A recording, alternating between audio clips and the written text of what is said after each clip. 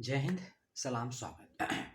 कोई अपडेट नहीं है इस वीडियो में और ना ही कोई नई सूचना है, बल्कि जनवरी के महीने का ये पहला वीडियो है जिसमें आपके सवालों के जवाब के संदर्भ में ही ये वीडियो बनाया गया है। क्योंकि बहुत से ऐसे सवाल होते हैं जो बहुत गंभीर होते हैं और जिनका जवाब देना बहुत ज़रूरी हो जाता है। तो सोचा कि यह सवाल सैकड़ों बच्चों के हो सकते हैं, तो इनको लेकर क्यों ना एक सेपरेट वीडियो बनाया जाए। यदि आपके पास भी कोई ऐसा सवाल है जो आपको और आपके किसी मित्र को या मित्र के मित्रों को परेशान कर रहा है और सवाल किसी प्रकार का हो, वो चलेगा, तो उसको लेकर मैं भविष्य में वीडियो ज़रूर बनाऊंगा। तो आज का सवाल जो मैंने उठाया है, पहला ये वीडियो है, इसको आप पसंद कीजिएगा, नापसंद कीजिएगा और जो भी आपकी प्रतिक्रिया हो कमेंट बॉक्स में ज़रूर दीजिएगा। ठीक है, क्योंकि जो कमेंट बॉक्स में सवाल आते हैं उसमें से कुछ सवालों को छांटकर एक वीडियो बनाने की बहुत समय से सोच रहे थे, लेकिन सोचते सोचते लगभग 4 महीने बीत गए और जनवरी में लगभग 9 तारीख को ये चीज़ सफल होने के अपने रास्ते पर है। और आज 9 जनवरी है और विश्व प्रवासी दिवस है। उस सभी की बहुत बहुत सभी को शुभकामनाएं। वीडियो का टैग आपने सुना होगा, एज कितनी है जेआरएफ की, कि अप्लाई करते वक्त अप्लाई करने वाले व्यक्ति की एज कितनी होनी चाहिए और साथ ही साथ में कि जेआरएफ यदि किसी व्यक्ति का हो जाता है तो उसके सर्टिफिकेट की वैल्यू कितने वर्ष के लिए है और उस सर्टिफिकेट की वैल्यू कब से स्टार्ट होती है, यानी कि जो उसके लिए डेट है कब से प्रारंभ होती है कि उसके सर्टिफिकेट उस डेट के बाद एक्सपायर हो जाएगा। और साथ ही साथ में जो लोग आवेदन करते वक्त कहीं प्राइवेट में या गवर्नमेंट में या डिफेंस में कहीं जॉब करते हैं, उनकी एज कितनी होनी चाहिए जेआरएफ के फॉर्म को अप्लाई करते वक्त।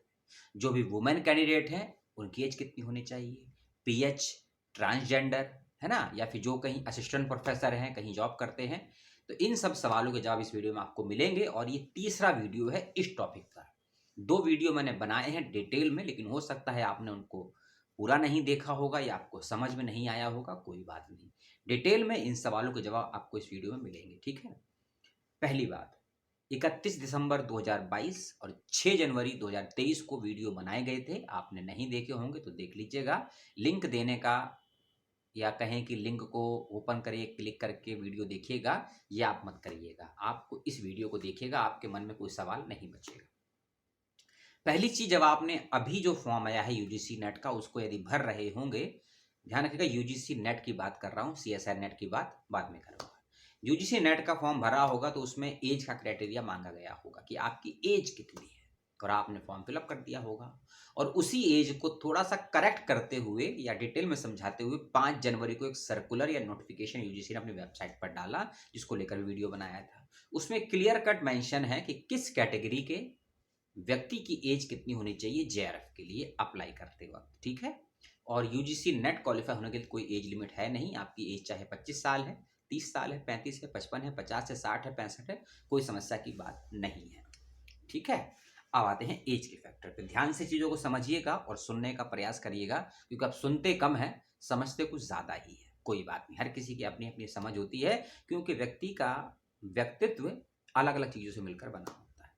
पहले शुरुआत करते हैं उन लोगों से कि आपको रिलैक्सेशन लगभग कितने वर्षों का दिया गया है। जर्नल और ओबीसी कैटेगरी ध्यान से सुनेगी। जो बच्चे जनरल कैटेगरी में हैं और ओबीसी कैटेगरी में हैं, वुमेन कैंडिडेट को छोड़कर, वुमेन कैंडिडेट को लेकर मैं लास्ट में बताऊंगा। ठीक है, कि वुमेन कैंडिडेट की एज कितनी होनी चाहिए, उसके लिए एक अलग क्राइटेरिया है।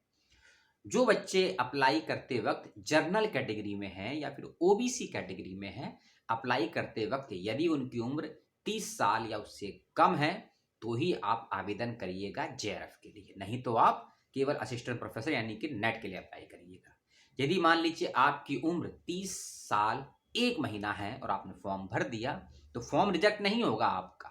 ध्यान रखिएगा, फॉर्म आपका स्वीकार हो जाएगा, एडमिट कार्ड भी आएगा, एग्जाम भी देने चले जाएंगे और इत्तेफाक से अगर आप जेआरएफ क्वालिफाई हो गए तो वैलिड नहीं होगा जेआरएफ आप, क्योंकि आपकी एज 30 साल 1 महीना ऊपर थी।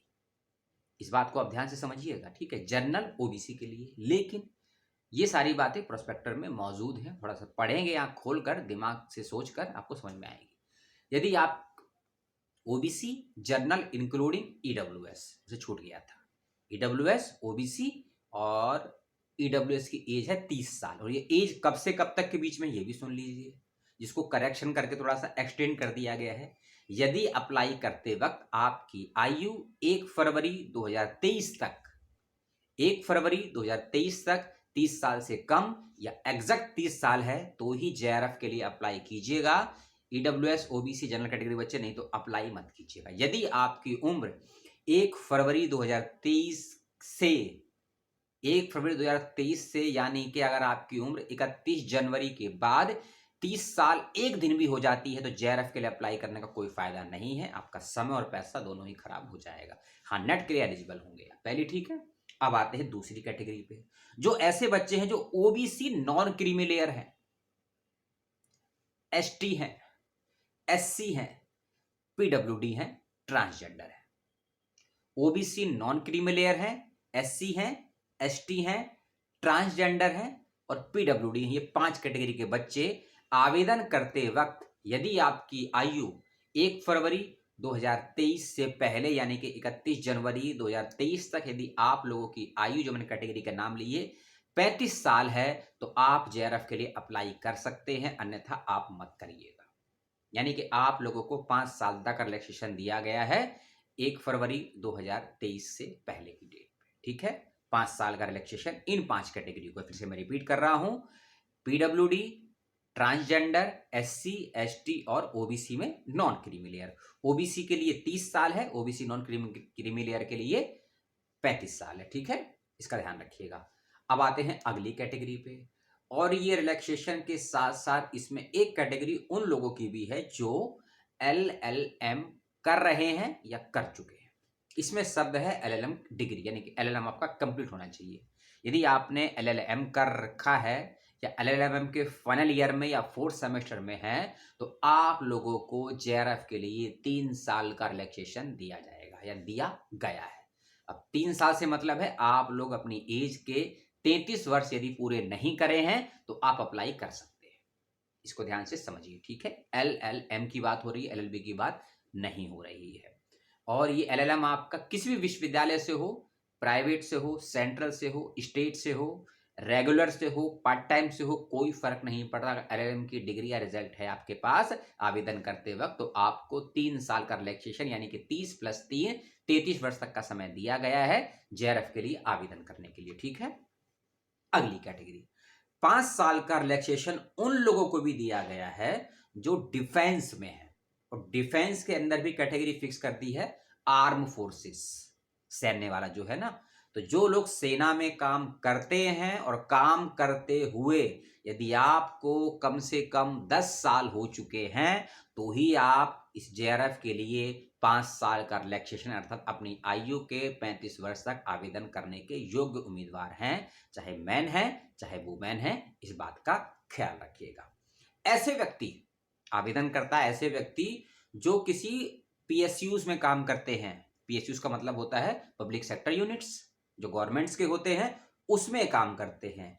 और ये गवर्नमेंट चाहे सेंट्रल की हो चाहे स्टेट की हो, यानी कि जो आवेदन करता है पीएसयूज में यदि पब्लिक सेक्टर में काम करता है या गवर्नमेंट के पब्लिक सेक्टर में 2 होती हैं स्टेट सेंटर की, कहीं भी काम करता है कम से कम 10 साल तक, तो उनको भी एज का कुछ रिलैक्सेशन दिया गया है। इसके साथ साथ ऐसे लोग जो एनआरआई हैं, दूसरे विश्वविद्यालय से पढ़कर आए हैं लेकिन हिंदुस्तान के मूल नागरिक हैं, उनको भी रिलैक्सेशन दिया गया है जेआरएफ कैटेगरी में अप्लाई करने के लिए। और एक कंडीशन ये रखी गई है कि उनको जो पब्लिक सेक्टर में काम करते हैं, खासकर प्राइवेट में या स्टेट में, कम से कम 5 साल का उनके पास एक्सपीरियंस यदि है उस सेक्टर का तो ही आप रिलैक्सेशन का लाभ ले पाएंगे जेआरएफ कैटेगरी में, ठीक है। और आप लोगों को दिया गया है 5 साल के लिए, यानी कि SC, ST, OBC, SC, ST, OBC non creamy layer, PWD, EWS को छोड़ दीजिए, ट्रांसजेंडर, और ये पब्लिक सेक्टर में भी खासकर स्टेट प्राइवेट दोनों, फॉरेन यूनिवर्सिटी स्टूडेंट, इन सभी को 5 साल का रिलैक्सेशन दिया गया अर्थात 35 वर्ष तक, और 3 साल का रिलैक्सेशन एलएलएम के स्टूडेंट्स को। एक कैटेगरी और है डिफेंस की, मैंने आपको बता दी, ठीक है। इसमें एक कैटेगरी उन लोगों की भी है जो ट्रांसजेंडर से अलग निकलती है, जिसे हम एलजीबीटीक्यू बोलते हैं, है ना। उस कैटेगरी के लिए भी 5 साल का रिलैक्सेशन रखा गया, यानी कोई ऐसा कैंडिडेट है जो एलजीबीटीक्यू कम्युनिटी से है या ट्रांसजेंडर कम्युनिटी से है, उनको भी अपनी एज के 35 वर्ष तक जेआरएफ के लिए आवेदन करने का मौका दिया गया है। ये सारी बातें अलग अलग नोटिफिकेशन में यूजीसी की वेबसाइट्स पर, यूजीसी चेयरमैन के ट्वीट्स पर भरी पड़ी हैं सैकड़ों की संख्या में। बस यही है कि समय पर सूचनाओं को हम देखते समझते नहीं हैं, इसका हमको नुकसान उठाना पड़ता। अब वीडियो का दूसरा पार्ट, जेआरएफ का जो सर्टिफिकेट होता है उसकी वैलिडिटी कब से शुरू होती है और कब खत्म हो जाती है। ध्यान से इस बात को भी समझ, वीडियो लंबा ही होता है, इस बात का ध्यान रखिएगा। अब आते हैं दूसरे पार्ट्स पे। मान लीजिए आपने अभी जो फॉर्म निकला है, जनवरी का महीना चल रहा है और फरवरी के महीने में आपका एंट्रेंस एग्जाम भी हो जाएगा, ठीक है ना, यूजीसी के लिए। मान लीजिए आपने 15 जनवरी तक फॉर्म भर दिया है ना, 15 जनवरी को फॉर्म भर दिया, मान लीजिए 17 जनवरी को आपने फीस सबमिट कर दी और फरवरी के सेकेंड वीक में, थर्ड वीक में कभी भी आपका एग्जाम भी हो जाएगा और फरवरी के लास्ट कह लीजिए या जनवरी के स्टार्टिंग में आपका रिजल्ट भी आ जाएगा। मान के चलिए 30 जनवरी तक आपका रिजल्ट आ गया। दो डेट्स, तीन डेट्स ध्यान रखिएगा, अप्लाई करने की डेट, फीस सबमिट करने की डेट, किस दिन आपका एग्जाम है उसकी डेट और किस दिन आपका रिजल्ट आया है। ये 4 डेट को ध्यान रखिएगा, अप्लाई करने की डेट, फीस सबमिट करने की डेट, जिस दिन एग्जाम हुआ है उसकी डेट और जिस दिन आपका फाइनल रिजल्ट आया है। इन चारों डेट से संबंध केवल एक चीज का है कि अप्लाई करते वक्त आपकी ये एज काउंट होगी इस दिन से, ठीक है। इन चारों डेट्स में से अप्लाई होगी, लेकिन अप्लाई करने की डेट महत्वपूर्ण है। आपने 15 जनवरी से आपने अप्लाई किया था, उस समय यदि आपकी आयु 30 साल से ज्यादा है तो आप जेआरएफ के लिए वैलिड नहीं है, जनरल ओबीसी के लिए कैटेगरी का मैंने आपको बताया। लेकिन बात है सर्टिफिकेट की, और उससे पहले कि जेआरएफ का सर्टिफिकेट कितने साल के लिए वैलिड होता है, केवल 2 साल के लिए होता है। लाइफ टाइम के लिए केवल यूजीसी नेट का जो नेट क्वालिफाई होता है वो लाइफ टाइम के लिए वैलिड रहेगा, ठीक है। लेकिन अगर आप जेआरएफ क्वालिफाई हैं या कोई आपका मित्र हो चुका है, उनको बता दीजिएगा कि 2 साल तक वैलिड है। लेकिन ये वैलिडिटी स्टार्ट कब से होती है और एंड कब से होती है, इसको ध्यान से समझिए। जब आपका जेआरएफ हो जाएगा ना, फिर आपको कुछ हफ्ते या कुछ महीने के बाद जेआरएफ का सर्टिफिकेट बाय पोस्ट आएगा, या फिर आपको ये अपनी वेबसाइट पे लॉगिन करके या यूजीसी ब्रांच जाके आप उसको ले भी सकते हैं, ठीक है ना, या ऑनलाइन भी व्यवस्था है, मिल जाता है। जब जेआरएफ का सर्टिफिकेट आपका कंप्लीट बन जाएगा ना, उस पर एक इशू डेट लिखी होती है कि इस डेट को आपका सर्टिफिकेट इशू हुआ है और इस डेट को आपने जेआरएफ का एग्जाम दिया था। ध्यान से समझिएगा, जिस डेट को आपका सर्टिफिकेट इशू होगा जेआरएफ अवॉर्डेड वाला, उसी डेट से आपके 2 साल स्टार्ट हो जाएंगे। मान लीजिए जनवरी में एग्जाम हुआ, आप जनवरी में फॉर्म भरा, फरवरी में एग्जाम हुआ, मार्च में रिजल्ट आया, तो जेआरएफ की वैलिडिटी की डेट इन तीनों डेट्स में से कुछ भी नहीं है। ये डेट केवल आपकी एज के लिए मान्य रखी गई है, लेकिन जेआरएफ की वैलिडिटी 2 साल के लिए है। मान लीजिए आपकी उम्र 34 साल 11 महीने है, तो आपको ये लगता होगा कि मुझे तो जेआरएफ केवल 1 महीने मिल पाएगा। बिल्कुल नहीं है ऐसा, जो मिलना है 5 साल तक वही मिलेगा।